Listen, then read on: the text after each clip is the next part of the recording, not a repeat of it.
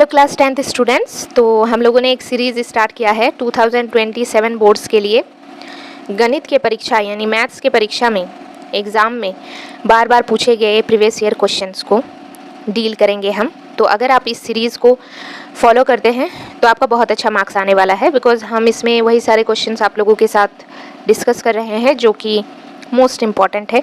तो आपके पास अभी 5th मंथ्स है, तो आप अच्छे से प्रिपेयर कर सकते हैं मेरे साथ। चैनल से नहीं कनेक्टेड है तो चैनल को सब्सक्राइब कर लीजिए, लाइक कर दीजिएगा, शेयर कर दीजिएगा। इसके भी पहले हमने एक क्लास लिया है जिसमें टोटल हमने 5 क्वेश्चन डिस्कस किया है। अगर आपने नहीं देखा है तो डोंट वरी, नीचे डिस्क्रिप्शन बॉक्स में लिंक है, उसको क्लिक करके आप पूरे प्लेलिस्ट को सेव कर सकते हो। ठीक है, चलिए स्टार्ट करते हैं। देखिए, नंबरिंग वगैरह देखने की ज़रूरत नहीं है। आप क्वेश्चन नंबर 1 दे सकते हैं। क्या है? बहुपद 3x² - x - 4 का शून्य ज्ञात करें। अब इसकी जगह पर कुछ और भी दिया हुआ हो सकता है, बट आपको ध्यान रखना है कि शून्य का अगर मुझे कहा जाए निकालने के लिए तो जो स्टेप अभी मैं बताऊंगी वही स्टेप आपको वो क्वेश्चन करने में भी लगाना है। तो एक क्वेश्चन के थ्रू आप इस टाइप के क्वेश्चन को आसानी से कर सकते हो। देखिए, शून्य कैसे निकाला जाता है। जो भी हमें दिया हुआ रहेगा उसको 0 के इक्वल पुट करना है आपको। अब देखिए यहाँ पर ये तो फर्स्ट स्टेप हो गया। सेकंड स्टेप में ये जो मिडिल टर्म है, बीच वाला टर्म क्या है? -x। इसको इस तरीके से हमें ब्रेक करना है। उससे भी पहले ये फर्स्ट टर्म और लास्ट टर्म को मल्टीप्लाई कीजिए, 3x² और -4, तो ये हो जाएगा हमारे पास -12x²।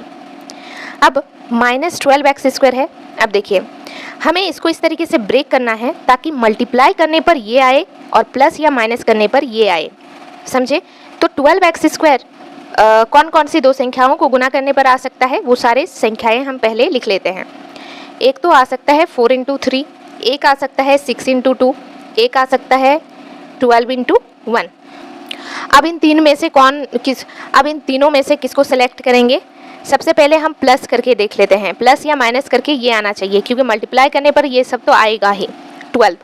लेकिन अब दूसरा कैटेगरी क्या है कि प्लस या माइनस करने पर हमारे पास -x आना चाहिए, तो इसको प्लस करते हैं। 4 + 3 करेंगे तो 7 आएगा, तो 7 तो यहाँ पर नहीं है, तो प्लस तो नहीं होगा। अगर हम 4 - 3 करें तो 1 आएगा, है ना? तो 4 - 3 मतलब होता है 4x - 3x, समझे? तो x आएगा। हाँ, x तो यहाँ पर है। अब हमें यहाँ पर x मिल रहा है, यहाँ पर -x है, तो हम माइनस का इंतजाम तो करेंगे, अभी देख लीजिए। लेकिन हमें मिल चुका है कि कैसे ब्रेक करना है, बिकॉज इसको माइनस करने पर x आ रहा है। समझ गया ना आपको कि कैसे आपको सेलेक्ट करना है? सबसे पहले आपको देखना है कि किसको गुना करने पर ये चीज़ आने वाला है। उसके बाद आपको सेलेक्ट करना है। सेलेक्ट आपको इस प्रकार करना है कि मल्टीप्लाई करने पर ये आए और प्लस माइनस करने पर ये आए। ठीक है, ध्यान से देख लीजिएगा। कोई भी दिक्कत होता है, डाउट होता है तो आप पूछ लीजिएगा, इसलिए मैंने बहुत अच्छे से आपको बताया। तो यहाँ पर चूंकि -x है तो 3x², यहाँ पर -x है तो हम -4x लिखेंगे प्लस 3x। हमने क्यों नहीं लिखा 4x और -3x? क्योंकि आप कहोगे इसमें भी तो x आ रहा है मैम। लेकिन एक चीज़ देखो, यहाँ पर बड़ा कौन है? 4x के आगे क्या है? प्लस, तो यहाँ पर प्लस x आ जाता, बट यहाँ पे तो माइनस है ना, तो इसलिए हमें यहाँ पर माइनस देना पड़ा ताकि ये बड़ा है, समझे? ओके, तो इस चीज़ का भी आपको ध्यान रखना है। तो ये 3x² - 4x + 3x और ये -4 = 0। बस यही दिक्कत वाला पार्ट था। बाकी तो आप कॉमन लेना है आपको। इन दोनों में कॉमन लीजिए, इन दोनों में। तो कॉमन उस चीज़ को लिया जाता है जो दोनों में है। तो दोनों में x है तो x लिखेंगे हम। यहाँ पर अंदर बचेगा 3x और ये -4। मल्टीप्लाई करके देख लीजिए सही है कि नहीं। 3x × x 3x² और x × -4 -4x। ठीक है, आगे देखते हैं।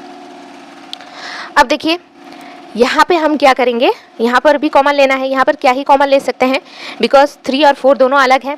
x इसमें है तो इसमें नहीं है, लेकिन 1 तो है ना। जिसके पास कुछ भी नहीं होता उसके पास 1 होता है, तो 1 कॉमन ले लेंगे। इसके अंदर 3x - 4 बचेगा। तो हमारे पास क्या बचा? 3x - 4, 3x - 4 और ये x और ये +1, x + 1 = 0। अब हम लोग क्या करेंगे? हम लिखेंगे 3x - 4 = 0। तो 3x बराबर -4 उस साइड गया तो +4। x बराबर, यहाँ पर 3 मल्टीप्लाई में है, उस साइड जाएगा तो डिवीजन में, तो x बराबर 4/3। फिर है x + 1 = 0, तो x + 1 = 0, तो x बराबर -1। तो शून्य के बराबर क्या आया? अतः शून्य के बराबर हमारे पास क्या आया? 4/3 और -1। ओके, नेक्स्ट क्वेश्चन देखते हैं। यदि tan a = 4/3 तो sin a और cos a का मान ज्ञात करना है। कैसे करोगे आप? देखिए, tan a बराबर क्या होता है? 4/3, और tan a बराबर फॉर्मूला क्या होता है? p/b। तो हम लिखेंगे p/b = 4/3। तो p बराबर हो जाएगा 4 के, b बराबर हो जाएगा 3 के। जब आप इसको इक्वल टू करते हो ना तो के लगता है इसमें, ठीक है। और हमें निकालना क्या है, एच। क्यों निकालना है हमें एच, क्योंकि हमें निकालना है साइन ए और कॉस ए, और हमें ये अच्छे से पता है कि साइन ए का फॉर्मूला होता है पी बटे एच और कॉस ए का फॉर्मूला होता है बी बटे एच। तो पी और बी तो क्वेश्चन में हमें दिया है, लेकिन एच का पता नहीं है, तो हम एच निकालेंगे। तो हमारे पास पी क्या है, 4k है, बी क्या है, 3k है, एच क्या है पता नहीं है। पाइथागोरस थ्योरम लगाएंगे। पाइथागोरस थ्योरम क्या कहता है, एच स्क्वायर बराबर P square plus B square, ठीक है। आगे देखिए, एच स्क्वायर बराबर पी की जगह पर है 4k तो 4k का स्क्वायर प्लस बी की जगह पर है 3k तो 3k का स्क्वायर। एच स्क्वायर बराबर हो जाएगा 4k का square which mean 16k square plus 9k square 3k का स्क्वायर बराबर। अब इन दोनों को प्लस करेंगे हम, एच स्क्वायर बराबर 16k square plus 9k square आ गया हमारे पास 25k स्क्वायर। एच स्क्वायर बराबर हमारे पास एच स्क्वायर बराबर क्या आया, 25k स्क्वायर। तो एच बराबर क्या आएगा, अंडर रूट, स्क्वायर उस साइड जाएगा तो अंडर रूट 25k स्क्वायर, समझे। अब आगे देखिए, 25 का वर्गमूल 5 और k स्क्वायर का k, तो h बराबर आ गया 5k। कोई दिक्कत नहीं है, हो सकता आपको, बहुत डिटेल में बता रही हूँ। अब हम निकालेंगे साइन ए। तो साइन ए बराबर हमें पता है क्या होता है, p बटे एच। तो p का मान क्या है 4k और h हमने निकाला 5k, k से k कैंसिल, हमारे पास साइन ए बराबर आया 4/5। कॉस ए बराबर होता है b बटे एच। b का वैल्यू क्या है 3k, h का वैल्यू हमने निकाला 5k, k कैंसिल, क्या बचा हमारे पास 3/5, ठीक है। नेक्स्ट क्वेश्चन देखते हैं जो कि पूछा गया था। बिंदु वो ए बिंदु है, इसका हमें कोऑर्डिनेट दिया है निर्देशांक 2,3 एंड बी दिया है 4,1 के बीच की दूरी ज्ञात करें। तो ये क्वेश्चन दूरी सूत्र से सॉल्व होगा। हमारे पास ए पॉइंट का निर्देशांक दिया है 2,3, बी का दिया है 4,1 और इनके बीच में ये दूरी हमें फाइंड आउट करना है। ये होता है x1 का वैल्यू, ये होता है y1 का, ये x2 का, ये y2 का। हमने नोट कर लिया वैल्यूज़। अब हम लगाएंगे दूरी सूत्र, a और b के बीच की दूरी। तो दूरी सूत्र से क्या लिखेंगे, under root x2 minus x1 का whole square plus y2 minus y1 का whole square. Under root x2 क्या है 4 माइनस x1 क्या है 2 तो 4 माइनस 2 का होल स्क्वायर प्लस y2 क्या है 1 माइनस y1 क्या है 3 तो 1 माइनस 3 का होल स्क्वायर। अब देखिए 4 माइनस 2 मतलब 2 का स्क्वायर, 1 माइनस 3 मतलब माइनस 2 का स्क्वायर। तो 2 का स्क्वायर आ जाएगा और अंडर रूट नहीं भूलना है, तो अंडर रूट 2 का स्क्वायर हो जाएगा 4 माइनस 2 का स्क्वायर हो जाएगा प्लस 4। तो ये हो गया रूट 8। रूट 8 को हम लिख सकते हैं अंडर रूट 4 इंटू 2, तो 4 अंडर रूट 4 इंटू 2, ठीक है। अब रूट 4 का वर्गमूल 2 और यहाँ पर 2 तो इसके अंदर ही है तो ये तो उसके अंदर ही रहेगा, तो 2 रूट 2 और ये मात्रक, यूनिट नहीं है कोई तो मात्रक, ठीक है। चलिए नेक्स्ट क्वेश्चन देखिए। नेक्स्ट क्वेश्चन है हमारे पास, यदि एक वृत्त के परिमाप और क्षेत्रफल संख्यात्मक रूप से बराबर है तो वृत्त की त्रिज्या लिखिए। देखिए वृत्त का क्षेत्रफल और वृत्त का परिमाप दोनों बराबर दिया है, तो वृत्त का क्षेत्रफल हो जाता है पाई आर स्क्वायर, वृत्त का परिमाप हो जाता है 2 पाई आर। आर स्क्वायर से 1 आर कैंसिल और पाई से पाई भी कैंसिल, तो हमारे पास क्या बचा आर बराबर 2 इकाई। इकाई देना इंपॉर्टेंट है। जब आप मैथ में अगर आप चाहते हो कि 100 में 100 आए तो आपको ये छोटी छोटी चीज़ें ध्यान रखनी है, क्योंकि जब आपका 99 मार्क्स या 90 प्लस आ जाता है तो टीचर बहुत अच्छे से कॉपी चेक करते हैं। तो यहाँ पर बहुत बच्चे क्या करेंगे, आर बराबर 2 लिखकर छोड़ देंगे, क्योंकि यहाँ पर सेंटीमीटर मीटर तो नहीं दिया है। लेकिन एक अच्छा स्टूडेंट क्या करेगा, यहाँ पर इकाई लिखेगा, यहाँ पर इकाई या फिर मात्रक लिखेगा। इकाई लिख सकते हैं आप या फिर मात्रक लिख सकते हैं, ठीक है।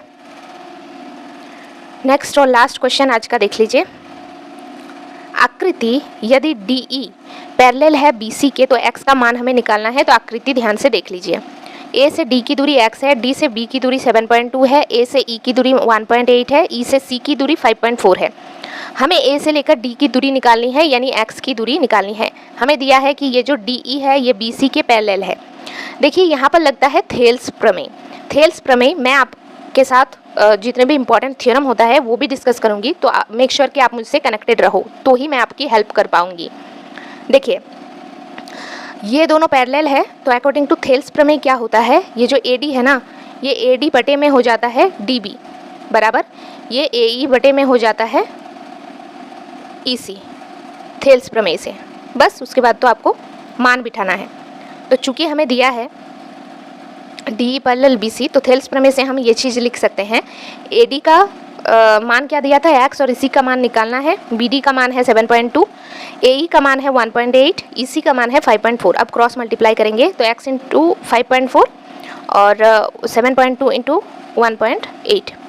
बस अब हमें तो चाहिए x का मान, तो हम x को इस साइड रखेंगे और ये जो 5.4 है उसको उस साइड भेज देंगे, तो डिवीजन में आ जाएगा 5.4। ओके, बस इसको कट कर दीजिए तो हमारे पास ये आ जाएगा 24 कट करने के बाद और नीचे 10, तो 24/10 is equal to 2.4 centimetre. Okay, मिलते हैं नेक्स्ट पार्ट के साथ, तब तक ये सारे क्वेश्चन नोट डाउन करके अच्छे से प्रिपेयर कर लीजिए।